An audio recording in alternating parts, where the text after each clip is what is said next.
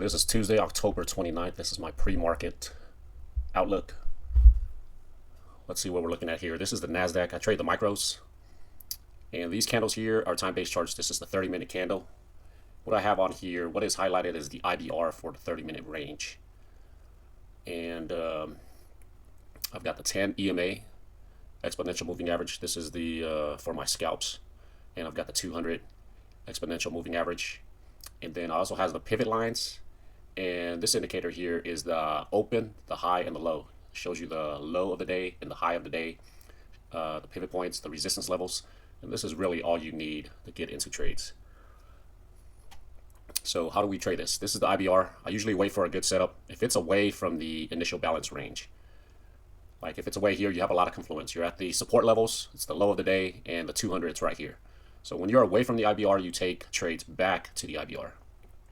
And if it's a rangy day like it was yesterday, this is yesterday's range.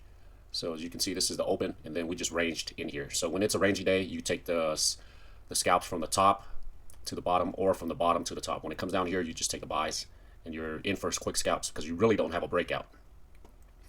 And then the closing of the day, we were right here. We closed below the IBR.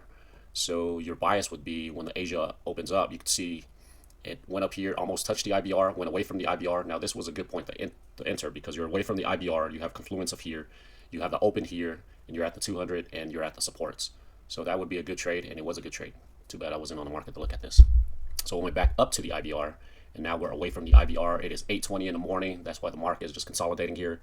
When it does open, we will see what it will do. Let's see what the market gives us today. So yesterday, you can see Sunday opened up. There was a gap here. This gap has been filled. As you can see, it was filled overnight after the market closed. And now that's filled. Let's see. I'm going to leave this IBR level in until it actually forms the new IBR today at 8:30 to 9:30 or 8:30 to 9. I'm looking at the 8:30 to 9 IBR because it's got more traction levels to it, but I'm still testing that out.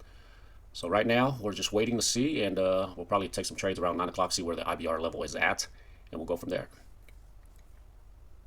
And this is how you trade the initial balance range and get your setups from there. And of course, taking the scalps.